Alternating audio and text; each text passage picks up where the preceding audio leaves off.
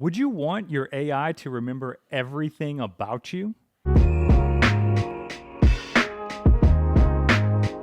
Hello, and welcome to the All Future podcast, where we talk all things Apple, tech, AI, humanoid robots. And today we're getting into the AI space. And I'm a little excited about this one because AI is fascinating. And some of these I'm excited to roast, and some of this is very, I don't know, has both ends of the spectrum. It could be dystopian, could be utopian. So if you're watching these videos, we really appreciate it. Thank you so much for watching. Make sure you're subscribed if you are not, so you can get all these videos throughout the week. So first, we're talking about AI and this big development that Microsoft's CEO was talking about. And this is also something Google's CEO has talked about being right around the corner. And this is infinite AI memory. So we already kind of see this and kind of experience this with things like ChatGPT, where you give it something and it says, like remembering this, or it has a little prompt like adding to memory, and it will remember things about you. But one of the big problems that AI assistants have for people is that every time you make a new chat, it's not remembering things. And actually, I will say I have experienced that kind of thing with GPT, where I was trying to teach it like my tone of how I write a section. I was seeing like could it get that? And I was getting it within a chat, and then I asked it, if I make a new chat, will you remember this? And it said no. And that's probably also privacy related, because you don't want to just train this whole AI for you. But getting to this infinite memory thing is where these AI assistants get incredible to completely know you, but it also has potential downsides. So what do you think about infinite AI memory, Matt? Yeah, anything with infinite in front of it, pretty scary sounding to me, man. Like I don't know, but you're absolutely right. Like right now, uh, GPT will remember certain specific facts, right? So if you can tell it something that's for example, it knows the type of house that I live in, right? So when I ask it home advice, it goes, oh, like yeah, like for your house, this is what you need. It'll remember like what car you have or something like that. But Hmm. if you do spend some time with it to craft a way of it responding to you, it will not remember that, right? It just that's not how it works. And I know a lot of people will have like notepads with a bunch of opening prompts saved, so they can just copy and paste that opening prompt depending on what they're doing that day. And that way they don't have to reteach it, or they are reteaching it every time, but at least they don't have to retype it every time what it needs to Hmm. remember. That seems interesting, and I can see that being useful. I also, in some ways, don't like it though. I'm okay with it as long as there's a button to dump the memory, right? And because it, it's going to perpetuate whatever you put into it for better or for worse, you know? And that's going to start to have an impact on how people interact with the world a little, right? Like I think of Hmm. a big, and this gets I don't know, a little esoteric maybe, right? But what a big problem with society right now is like the siloing of knowledge and opinions and thoughts, and that everyone is like entering echo chambers based on algorithms, and like all of a sudden you're just hearing like the same kind of voice, the same kind of results over and over and over and over, and that becomes your view of the world. And Hmm. if an the AIs right now, the different LLM models, they essentially start from scratch each time. You know, so it's like having a newborn little robot every single time you open that window up, and if it starts to have this kind of memory, it can start going down a path that maybe isn't that good, right? So let's say like you're in a bad mood one day, and you're like, AI never speak to me in a pleasant tone or something like that, right? And then it's going to start building on that, right? And you're going to get this kind of chain reaction downstream from that could be a problem. So I think there's that part. That's one, is that I think it might worsen human AI interaction. Two, um, there's the privacy concerns with this are insane, like a crazy Yeah. level of insanity for an Yeah. AI system to remember that much stuff about you in a way that can still be used. Like right now, GPT, for example, will save all the logs, right? You can go back and look at the transcripts of your old conversations, right? But the system doesn't hop back in and look at those at all. right? That's just for you to go back and you could pick up those conversations you could pick up those conversations and then it will remember what was in that thread, but it won't remember the one from 5 or 6 before that or after that, right? So, yeah, this is I think a little concerning, but I feel like it's going to happen, right? Because I think there's a ton of plus sides to it, and if we are going to have those true AI assistants, a true integration of AI within our daily lives and how we interact with the world, yeah, people are going to want the one that remembers the basic things, So Yeah, if you just think about it from a basic level, of course, just remembering basic facts is really nice. So you don't have to be reprompting it like you're saying. But then, yeah, it learning stuff beyond that about how you interact and how certain things affect you is very good because it can get very good at delivering the kind of answers you're looking for when you're using natural language and not clarifying every last little detail.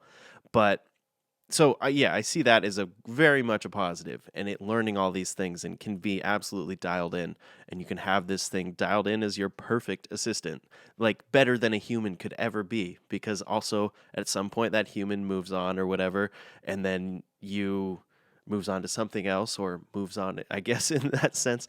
But then they also you get a new person, then you have to train them, and they have to learn all these things about you. But then at the same time, I don't know, it does it's like, can I change? Like, is it going to adapt with me? Or is it always like we're constantly evolving and changing? And is this thing going to know me from here? And then I change in this way and it's confused and it's always returning results to like how I used to be or something. yeah, it's talking to a version of you that's 5 years older, right, or 5 years younger, right? So it's yeah, absolutely, right? So like I feel like there's a lot of positives to this, but there's also a immense amount of negatives as well. But I think either way, they're going to start building this into the system because again, I think it makes it a more sellable product. And if you're looking at who you're going to pay $20 a month for your LLM AI assistant access, the one that goes, hey, and guess what? You don't have to reteach this thing every time. That's the one that's going to get the business. Yeah, absolutely. And then, yeah, when you think about the most negative side about that, it's all privacy related and then your data being utilized. So if you've ever downloaded like your Facebook data, it's already very scary to see how much it knows about you. And then this would take it to another level because it would be learning and you'd be doing these things all the time. It wouldn't just be these like labels and categories. And so the idea is for anything, it could take advantage of that to serve you the perfect ad that it knows you're going to act on. If an AI it really had that persistent memory like that, its predictive ability for your actions would be fairly high, right? Like it knows how you react when it says certain things. So it could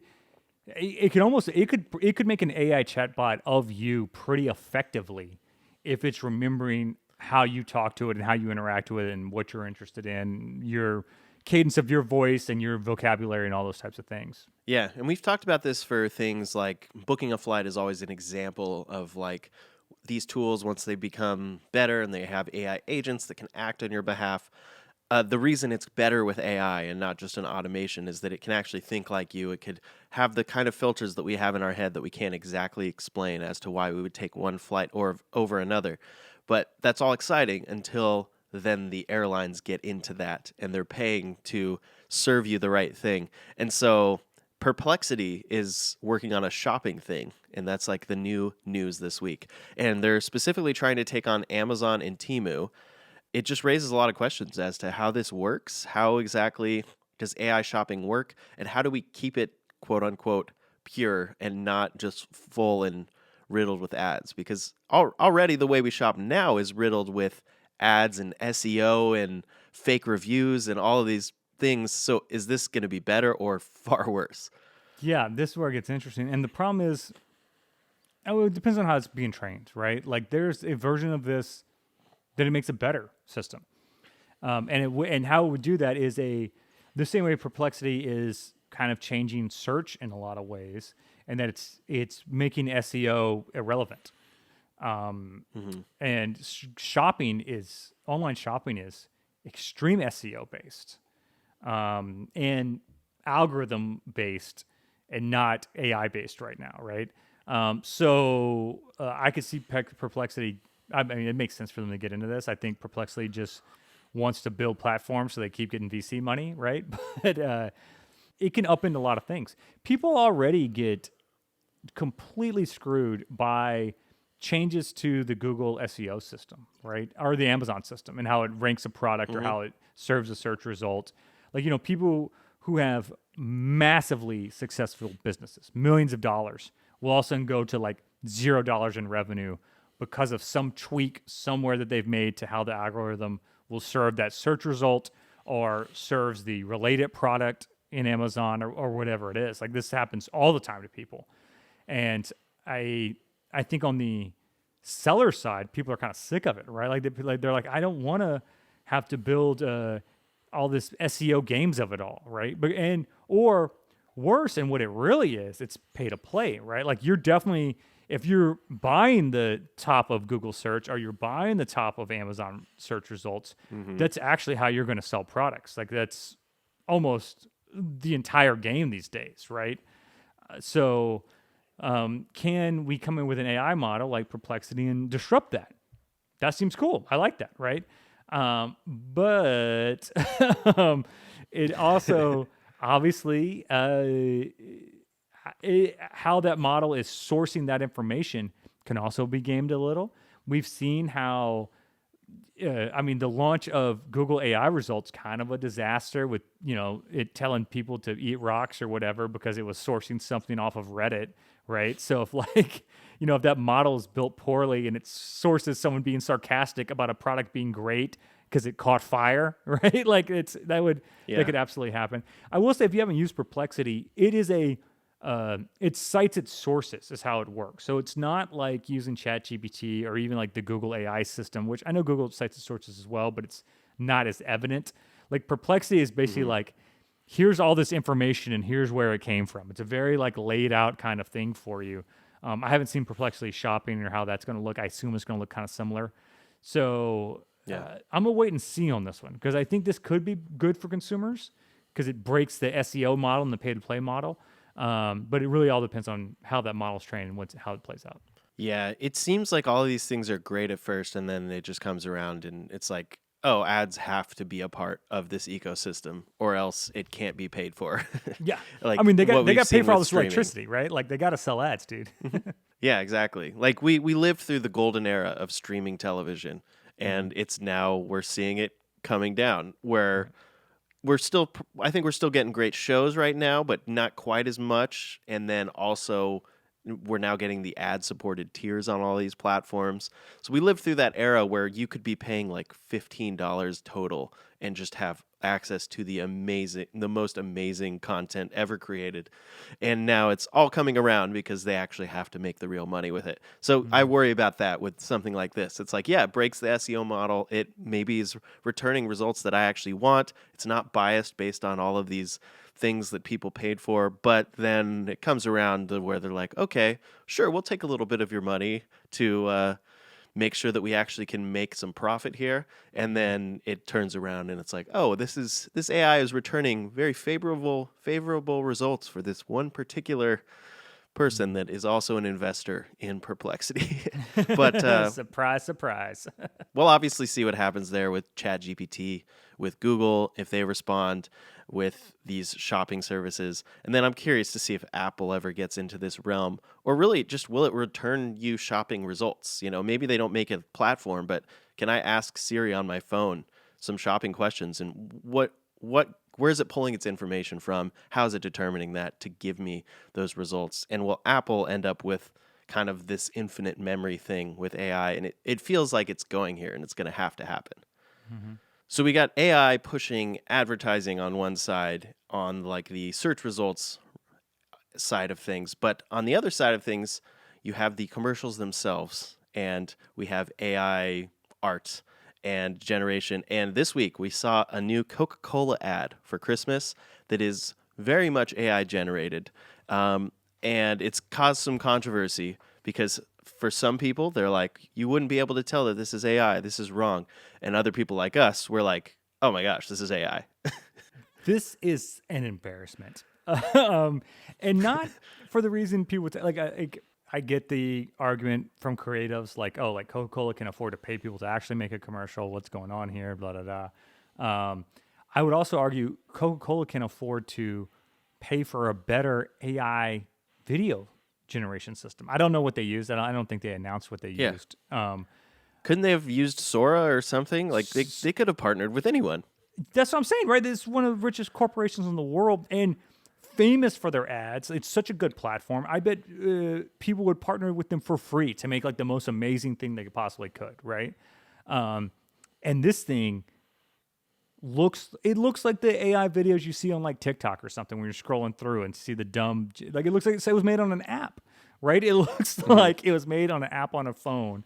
It's so smushy, right? I don't know how to describe it, but you know that kind of like feeling of AI video where it's not consistent between frames, so it's trying to catch up, so it kind of morphs it all together a little. Yeah.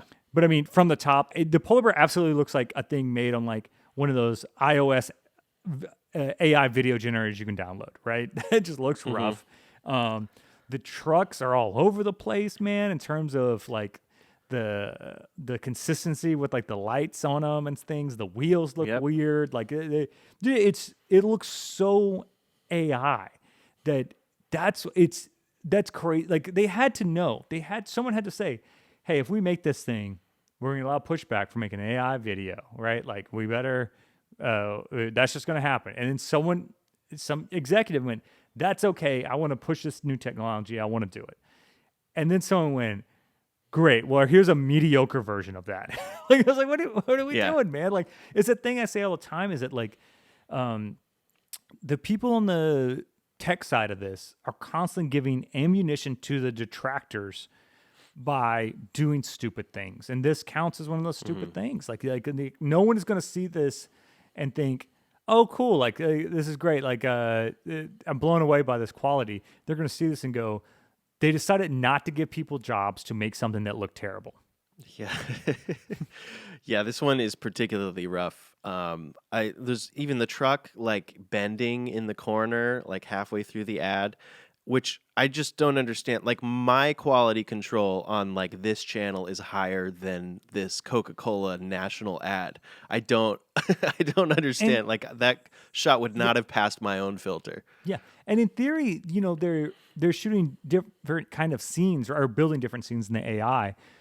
Just cut it right there, right? Like, why leave that shot in? Like, I don't see how someone they're like, all right, guys, let's internally we're gonna premiere our AI ad. It's gonna be super cool. All right, it starts off. You see that polar bear. If I'm the guy at the head of the table, at every level, whether the ad agency, the marketing guy, even back at Coca-Cola, I go, stop, pause this. Like I'm saying that right away, and I go, WTF, guys? What are we doing here? Like what are we doing? Like the level of quality and control seems to be not there. And to be fair, I'm not sure if they're actually airing this like broadcast wise. It seems like this was made as quote an experiment that they're just kind of putting out there, and it's mimicking an ad from the 90s. It's mimicking like this famous Coke ad from the 90s or whatever. But yeah, I don't see why. I don't see the benefit. What's the upside to Coke? Are they going to sell one more bottle of Coke because of this? I don't think so. If anything less, I think you're going to have a lot of people protesting, probably to no effect, but still, it's it just doesn't seem to be of much benefit here, especially when they could have done a good version of this to where they tell you it's AI and you go, oh my gosh, wow, this technology is really coming along.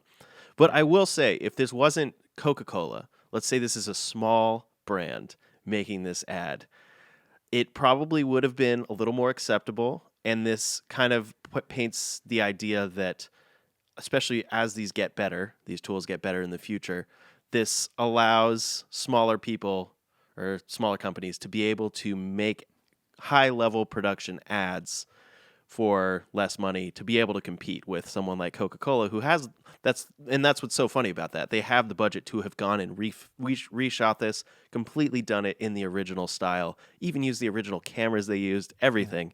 But they didn't. They used AI. And it feels like the small company that wants to compete with the company with unlimited resources in the future will be able to, thanks to this AI.